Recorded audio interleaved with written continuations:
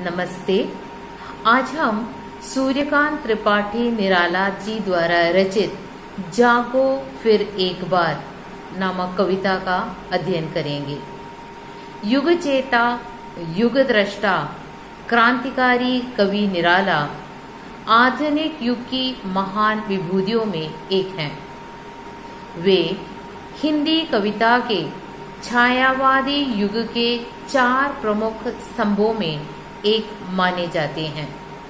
उनका जन्म मेदिनीपुर या मिदनापुर जिले में सूर्योदय के साथ साथ हुआ, अतः उनका नाम सूर्य कुमार रखा गया। उनके पिता श्री राम सहाय त्रिपाठी थे, जो कान्यकुज ब्राह्मण थे। निराला दैवी प्रतिभा प्राप्त कवि थे, जिन पर सरस्वती की कृपा थी। शरीर से पहलवान, हृदय से कवि, बुद्धि से मनीषी, दार्शनिक निराला वास्तव में अपनी वेदना का गरल गट-गट पी जाने वाले विराट विभूति थे। वे हिंदी में मुक्त छंद के प्रवर्तक माने जाते हैं। उनके द्वारा रचित कुछ काव्य संग्रह हैं: अनामिका, परिमल, गतिका, तुलसीदास, कुकुरमुत्ता, अपरा, अर्चना, आराधना, नए पत्ते आदि। कविता के अलावा उन्होंने कहानी, उपन्यास, निबंध आलोचना, पुराण कथा तथा बालोपयोगी साहित्य भी लिखे। साथ ही साथ कुछ अनुवाद कार्य भी किए हैं। जागो फिर एक बार कविता 1930 में सूर्यकांत त्रिपाठी निराला द्वारा रचित परिमल नामक काव्य में संग्रहित है। इस काव्य में राष्ट्रीय नवजागरण का भाव चित्रित है। उस समय भारत अंग्रेजों के गुलाम था और भारतीय अपने को पराधीन मान बैठे थे। उनका विश्वास था कि वे दीन और कमजोर हैं तथा अंग्रेजों पर विजय नहीं प्राप्त कर सकते। भारतीयों के इस आलस्य और कायरता को दूर कर उनमें एक जोश भरने के लिए कवि ने इस कविता की रचना की। कवि ने भारतीयों के पौराणिक, ऐतिहासिक एवं सांस्कृतिक गौरव गाथा के माध्यम से भारतीयों में आत्मविश्वास एवं आत्मगौरव जगाने की चेष्टा की है। उन्होंने महापुरुषों का उदाहरण देते हुए भारतीयों को जाग जाने के लिए प्रेरित किया है। कवि भारतवासियों की महिमा का गान करते हुए यह याद दिलाते हैं कि हमारे पूर्वज सदा युद्ध भूमि में प्राणों को त्याग कर अजर अमर हुए हैं। वे कहते हैं, हे सिंधु तटवासियों, उनकी अमरता का गान महासागर के समान गंभीर है, जिसे गाकर उन्होंने अपनी मातृभूमि के लिए वीर गति को प्राप्त की। जब जब विदेशों का आक्रमण हमारे यहाँ हुआ है, तब भारतीय वीरों ने घोड़ों पर सवार हो अपनी चतुरंगी सेना के साथ उनका डटकर मुकाबला किया और उन्हें युद्ध में हराया है। जब मुगलों ने हम पर आक्रमण किया, तब गुरु गोविंद सिंह ने यह ऐलान किया कि यदि मेरे एक एक सिपाही 1.25 लाख शत्रुओं का नाश न कर दे, तो मेरा नाम गुरु गोविंद सिंह नहीं है। उनके इन कथनों से गुरु गोविंद सिंह के क्रोध के आधिक्य का पता चलता है। जिस प्रकार होली के अवसर पर रंगों से खेला जाता है, उसी प्रकार युद्ध भूमि में गुरु गोविंद सिंह रक्त की पिचकारियों से खेला करते थे। वीरों को मोहने वाली यह गाथा किसी ने सुनाई और इसे सुन वीरों ने अति भयंकर और खतरनाक आक्रमण किए। कवि कहते हैं, हे वीरों, कई सालों के बाद आज हमारे देश में शत्रु आए हैं, उनका डटकर मुकाबला करना चाहिए। कवि भारतीयों को यह याद दिलाते हैं कि शेरों की मांद में सियार आने से घबराते हैं, लेकिन वही सियार आज यहाँ आ पहुंचे हैं।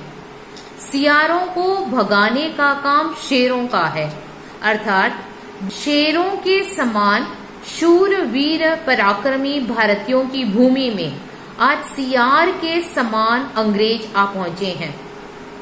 कवि भारतीयों को जागृत कर कहते हैं कि उन्हें मार भगाना होगा। गुरु गोविंद सिंह ने मुगलों का सामना करते समय अपनी सेना के बीच सत श्री अकाल मंत्र उद्घोषित किया, अर्थात ईश्वर ही परम सत्य है, वही सौंदर्य है और काल के परे है।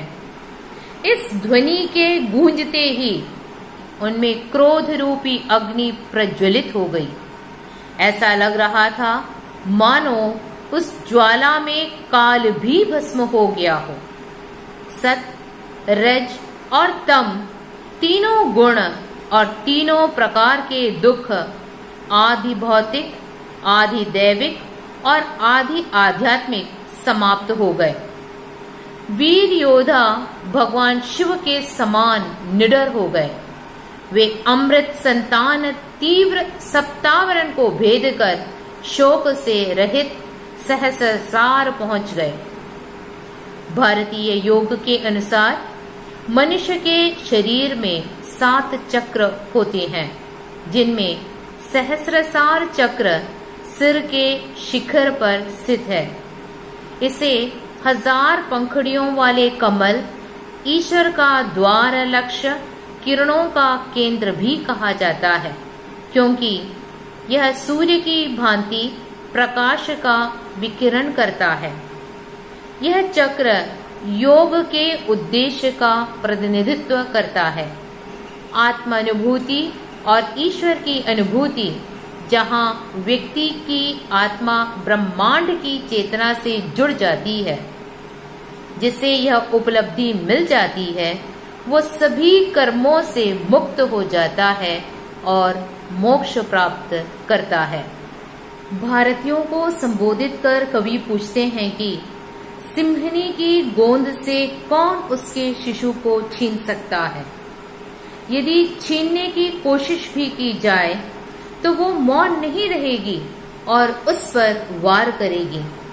अपनी संतान को छीनते देख केवल कमजोर और दुर्बल बेंट ही दुखित हो निर्निमेष खड़ी रह जाती है और अपने अभिशप्त जीवन पर आंसू बहाती है।